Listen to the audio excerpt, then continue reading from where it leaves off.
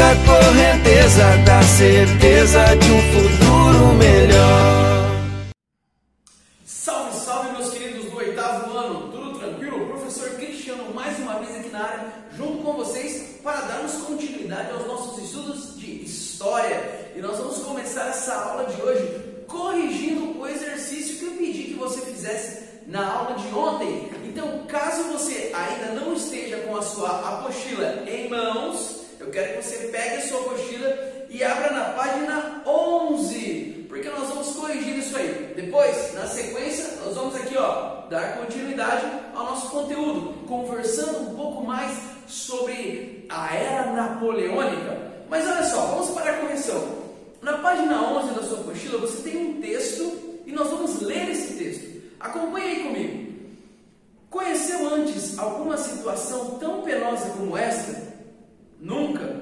Há 30 anos que me ocupo de negócios e nunca vi nada semelhante. Pode dizer o que interrompeu esse tráfego? Não. Tivemos mais vendas a partir do momento em que o continente foi fechado pelo bloqueio continental. A que é devida a crise dos negócios? A falta de mercados para os nossos produtos. A que é devida essa falta de mercados? Não me é possível responder, mas creio que, se tivéssemos uma abertura de mercado americano, disporíamos de uma saída suficiente para nossos produtos. E aí, ali no cabeçalho do texto, né, só para você identificar quem é que está falando isso, diz assim: leia a seguir o depoimento de Jeremy Burry, fabricante de tecido de algodão, para o Comitê do Parlamento. A questão A. Segundo o depoimento, a que se devia a crise nos negócios ingleses? Essa crise era uma decorrência do fechamento dos portos continentais, uma consequência direta daquela medida que nós falamos na aula de ontem, ontem ficou estranho, né? De ontem, conhecida como bloqueio continental. Resposta sugestiva aí para você. A crise teria sido provocada pelo fechamento dos portos da Europa, as exportações inglesas após a decretação do bloqueio continental por Napoleão Bonaparte.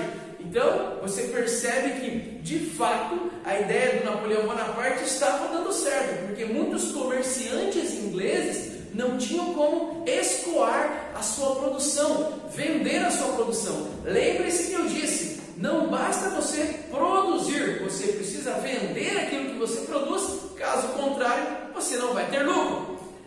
Letra B. Considerando-se este depoimento, que grupos teriam sido beneficiados pelo bloqueio continental? Os beneficiados seriam os fabricantes do continente, do próprio continente, especialmente a burguesia francesa, que tinha agora a oportunidade de produzir para atender essa demanda. As pessoas continuavam tendo a necessidade de produtos industrializados, e esses produtos poderiam vir agora, se não estavam vindo da Inglaterra, poderiam vir de onde? Da França. Então, uma oportunidade aí para o crescimento industrial da França. Resposta sugestiva aí para você. Os beneficiários seriam os fabricantes do continente europeu, especialmente a burguesia francesa, que iniciava a industrialização. Vamos agora para a questão de número 2. Olha lá. Observe com atenção a imagem a seguir. Na charge intitulada A Luz do Século XIX, Napoleão Bonaparte, sob os olhares de soldados franceses, acende um canhão enquanto segura um livro com ideias anti-absolutistas. Explique com base na charge e em seu conhecimento sobre o período napoleônico, qual seria a luz do século XIX e qual seria o fundamento da crítica feito pelo artista. E aí você tem ali nessa imagem, logo abaixo está escrito em francês, mas tem a tradução abaixo da imagem, está escrito assim: A Luz do Século XIX, Delacroix, 1815. Qual é então essa luz apresentada aí durante o século XIX, de acordo com o Delacroix? Qual é a crítica que ele está fazendo? Você percebe? Tem Napoleão Bonaparte segurando um livro com ideias anti-absolutistas e disparando um canhão. Olha só, ele está querendo dizer que as luzes do século XIX não são as mesmas luzes do século XVIII. Por quê? No século XVIII, o movimento iluminista ele fica caracterizado pelas luzes da razão, do racionalismo. Aqui, o que parece é que a luz que desponta no século XIX é a luz do canhão do Napoleão Bonaparte. E através da guerra, ele quer espalhar aquelas ideias iluministas. Essa é a crítica que é feita. Resposta sugestiva aí para você. Com base na leitura da charge, pode-se entender que a luz do século XIX, a que o artista se refere, é aquela provocada pelas explosões dos canhões militares. O fundamento da crítica é que o caminho do conflito militar era considerado por Napoleão o principal meio de difundir as ideias opostas ao absolutismo. A composição da caricatura leva a um questionamento dessa postura belicista. Professor, eu não sei o que é postura belicista. É postura de guerra, meu querido, postura bélica. Fechou? Então, meus queridos, dessa forma, terminamos a correção destes dois exercícios. Espero que você tenha conseguido aí interpretar. Lembre-se que interpretar textos é algo fundamental para o seu desenvolvimento. É algo fundamental para que você cresça. E como é que você aprende a interpretar textos? Lendo e interpretando. Então é importante que você faça estes exercícios sempre com muita atenção e sempre com empenho. Legal? Vamos então darmos continuidade aos nossos estudos. Pessoal, eu gosto sempre de começar as aulas, você já sabe disso, relembrando, fazendo um panorama daquilo que vimos na aula anterior, para que você não se esqueça e também para que tenha uma outra oportunidade, caso não tenha compreendido muito bem da primeira vez, de compreender agora. Olha só, vamos fazer um panorama aqui. Eu comecei apresentando para vocês a razão, talvez alguns fatores que levaram Napoleão Bonaparte a chegar ao trono. 1789 a 1799, a França atravessa um período bastante turbulento, bastante tumultuado da sua história, conhecido como Revolução Francesa. Você se lembra?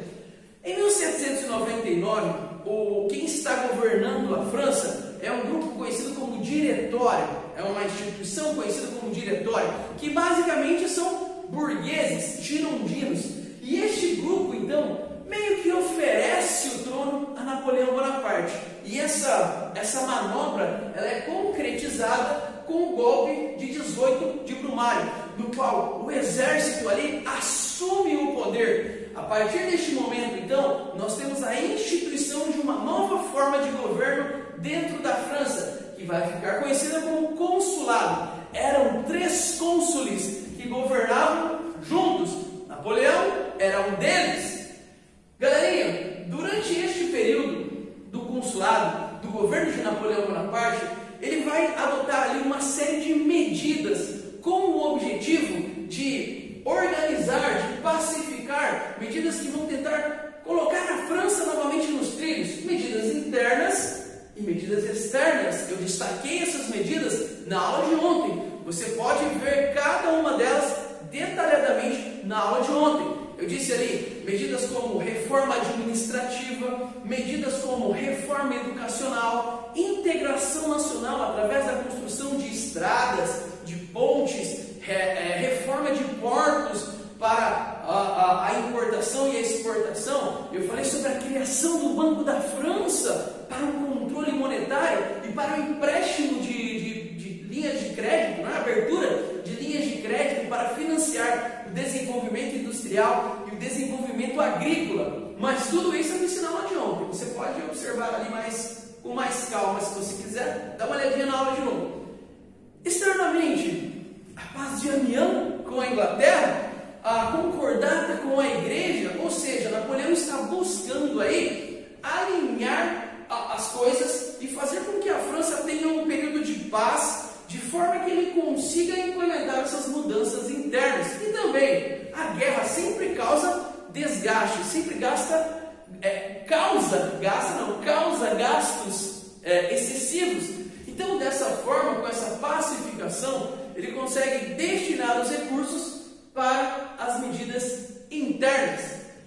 1802, diante do bom governo que vem fazendo, Napoleão faz então um plebiscito no qual ele vai se tornar cônsul vitalício da França. E logo na sequência, em 1804, um novo plebiscito e ele se torna agora imperador. Então, esse primeiro momento do governo napoleônico é conhecido como consulado. Segundo momento, conhecido como império. E o império vai durar de 1804 até 1815. E é este momento que nós estamos analisando. Um dos primeiros pontos que eu destaquei para vocês do governo napoleônico enquanto império foi exatamente o processo de expansão. Lembre-se que o Napoleão Bonaparte, ele desejava, até o exercício que nós acabamos de corrigir mostra isso, ele desejava combater o antigo regime e espalhar as ideias anti-absolutistas, as ideias iluministas, aquelas ideias de liberdade, de igualdade, de fraternidade, e ele vai fazer isso com o canhão. Acabamos de ver isso, não é? Através das guerras, através de alianças, mas também através de conquistas. Aqueles que não aceitam, ele acaba impondo.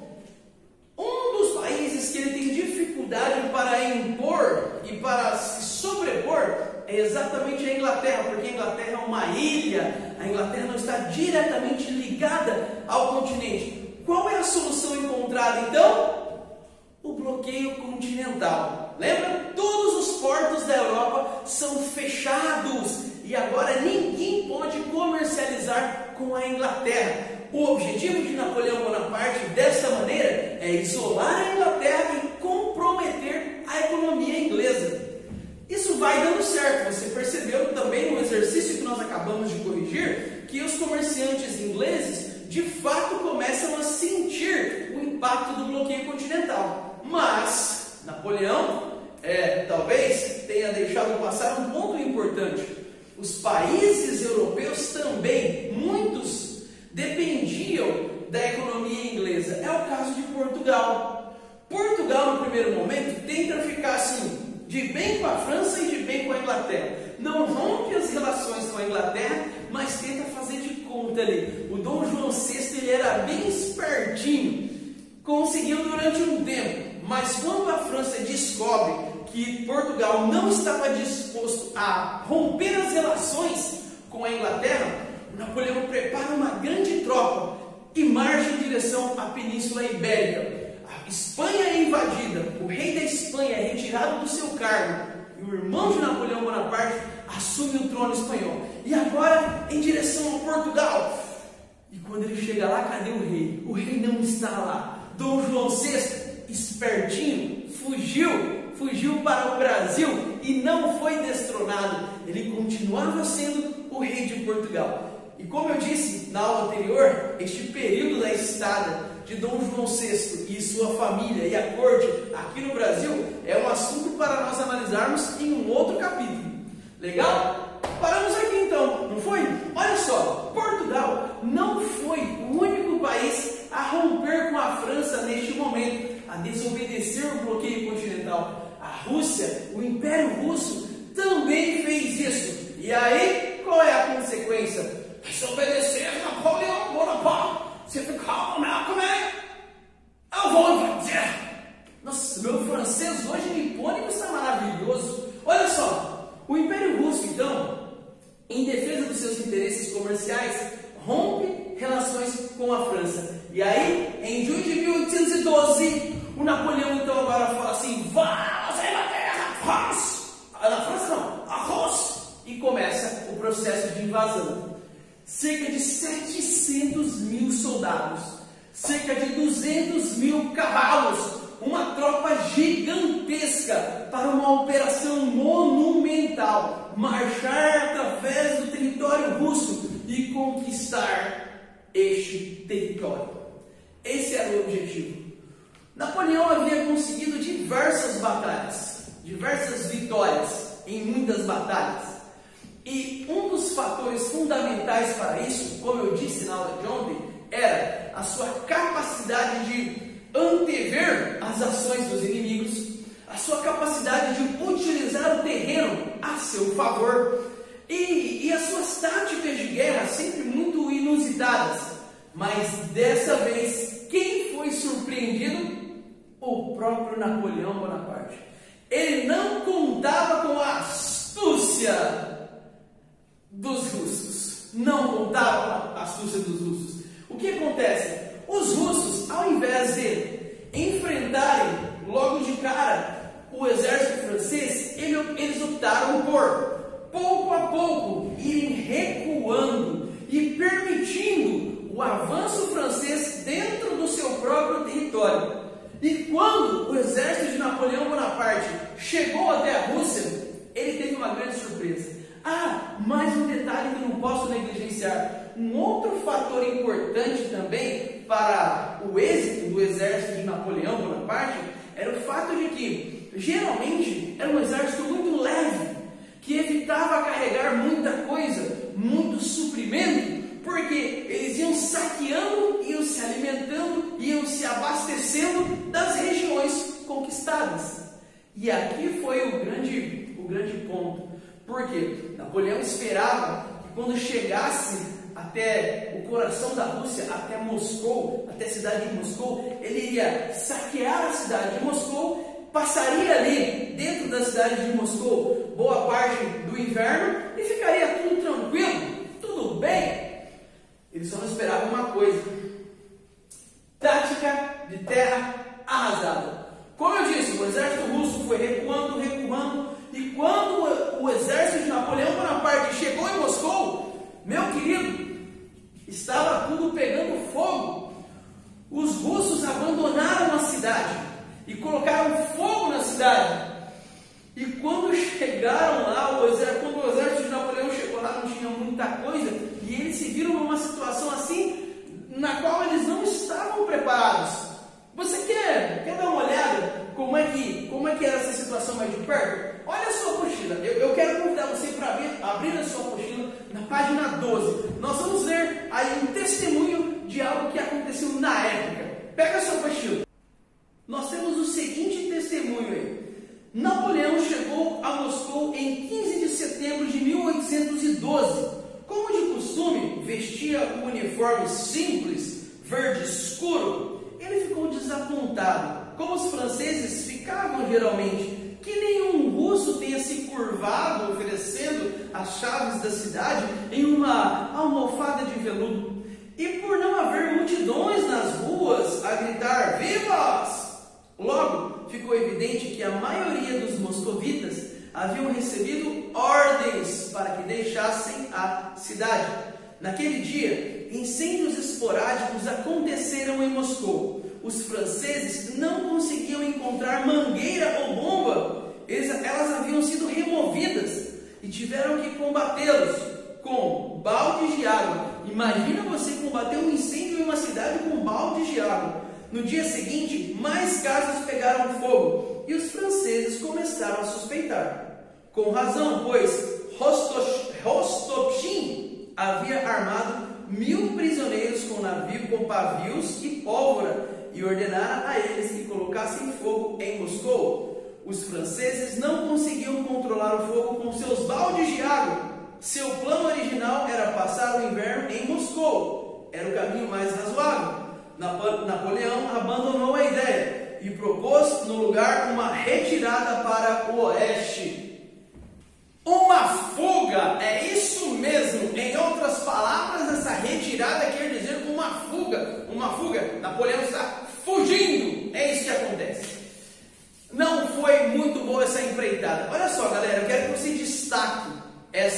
destaque aí no seu caderno essa ação na Rússia. Sabe por quê? Porque ela marca o início da derrocada, o início da queda deste grande nome Napoleão Bonaparte. É o início da queda do Napoleão. Sabe por quê? Neste processo de fuga, esse processo ele foi desastroso, completamente desastroso, por uma série de fatores. Eu quero mostrar para vocês. Olha só. Primeiro, o inverno russo, bastante rigoroso. Um inverno terrível. As tropas de Napoleão Bonaparte não estavam preparadas para enfrentar esse exército. Para você ter uma ideia, o botão, olha que coisa simples. simples, olha só. O botão do casaco de muitos oficiais, de muitos soldados, ele era de um tipo de material que no frio intenso ele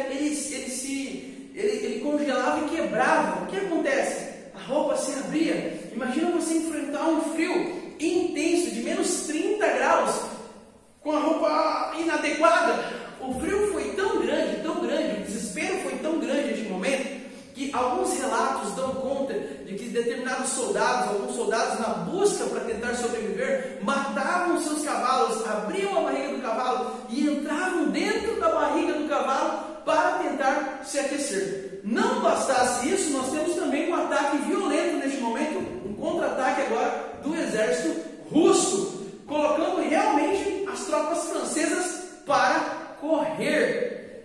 Uma estimativa dá conta de que dos 700 mil soldados que participaram desta empreitada na Rússia, apenas 40 mil sobreviveram. Olha o tamanho do baque que isto causou ao exército de Napoleão Bonaparte, que vai ficar bastante enfraquecido e que na sequência acaba sofrendo uma série de outras revoltas, porque isso aqui vai ter consequência. Mesmo retornando para a França, o exército de Napoleão está com a moral baixa, porque sofreu uma grande derrota e está bastante enfraquecido.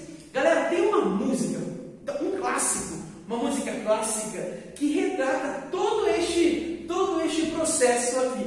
E eu quero apresentar ela numa versão bem humorada para vocês, de dois músicos que fazem essa apresentação. Eles apresentam um trecho, na verdade, da obra, porque a obra tem cerca de 16 minutos. Não vou passar ela inteira para vocês, mas alguns trechos que mostram exatamente esse processo. Você vai notar que o primeiro momento da música, ele tem um toque ali que lembra a Marselhesa, ou seja, o hino francês, lembra?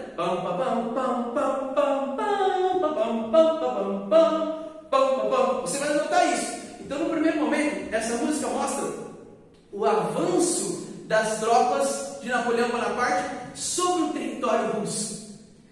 E ela vai se desenvolvendo, então você imagina ali, enquanto você estiver ouvindo a música, eu quero que você imagine ali o exército de Napoleão chegando e tal, e os russos se afastando.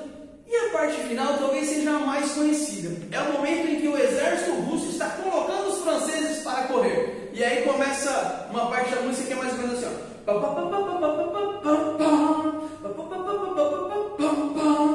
E aí é bonito porque nessa versão que eu coloquei, você não vai conseguir ouvir os tiros de canhões, mas no meio da música tem alguns tiros de canhões, e é assim, tiros de canhão ali no meio da música, que representa o quê? Os canhões russos disparando contra os franceses. É legal porque no meio da música também tem os sinos da igreja badalando ali durante o momento do incêndio. Então tudo isso está representado nessa canção. E você vai poder conferir aí agora um pedacinho dela nessa montagem aí que foi feita por esses dois músicos. E é interessante você notar, repare que eles estão caracterizados. Um com uma roupa mais do exército russo e uma outra roupa, o outro com uma roupa lembrando o exército francês. Se você quiser, você pode colocar aí, buscar no YouTube, tem diversos vídeos, tem até um vídeo legal que tem 16 minutos, que mostra cenas da série do Napoleão Bonaparte com a música, e você consegue acompanhar todo o processo, beleza? Se você quiser, você pode ver também. Eu vou deixar algumas coisas na descrição aqui, durante a aula, se você quiser acompanhar outros vídeos, e, enfim, é isso, beleza? Assiste!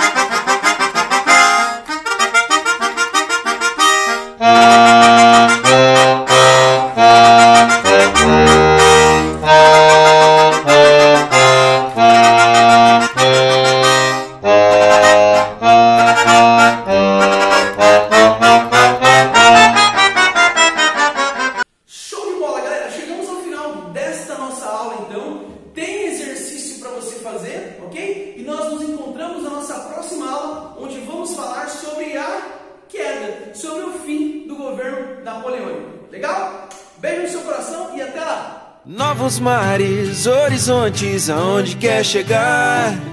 O que quiser, tudo alcança, basta acreditar.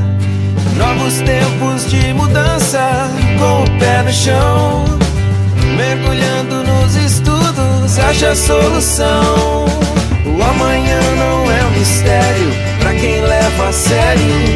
Siga a correnteza da certeza de um futuro melhor.